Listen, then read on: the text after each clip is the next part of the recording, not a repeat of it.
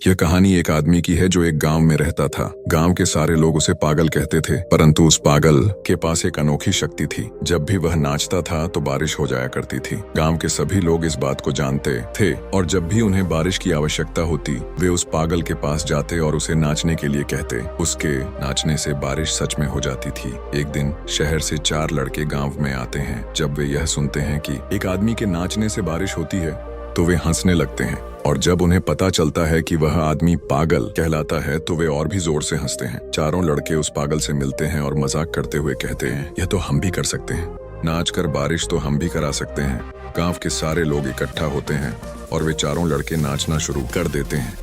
आधे घंटे बाद उनमें से एक लड़का थक कर बैठ जाता है। थोड़ी देर बाद दूसरा लड़का भी थक कर बैठ जाता है। धीरे धीरे चारों लड़के थक जाते हैं और हार मान लेते हैं, लेकिन बारिश की एक बूंद भी नहीं गिरती। अब चारों लड़के पागल से नाचने के लिए कहते हैं। वह पागल नाचना शुरू करता है। 1 घंटा, 2 घंटे, फिर पूरी रात बीत जाती है।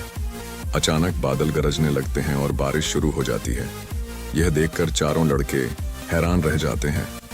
वे उस पागल से पूछते हैं, तुमने यह कैसे किया?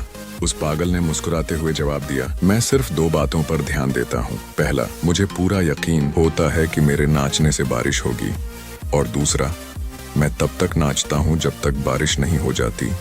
इस घटना ने उन चारों लड़कों को एक गहरी सीख दी जो शायद ही कोई उन्हें पहले समझा सका हो। ये कहानी हमें सिखाती है कि अगर जीवन में कामयाब होना है तो अपने लक्ष्य पर तब तक डटे रहें जब तक उसे हासिल न कर लें। हार मानने का तो सवाल ही नहीं उठता, और अपने काम पर इतना भरोसा रखें कि सफलता एक दिन जरूर मिलेगी।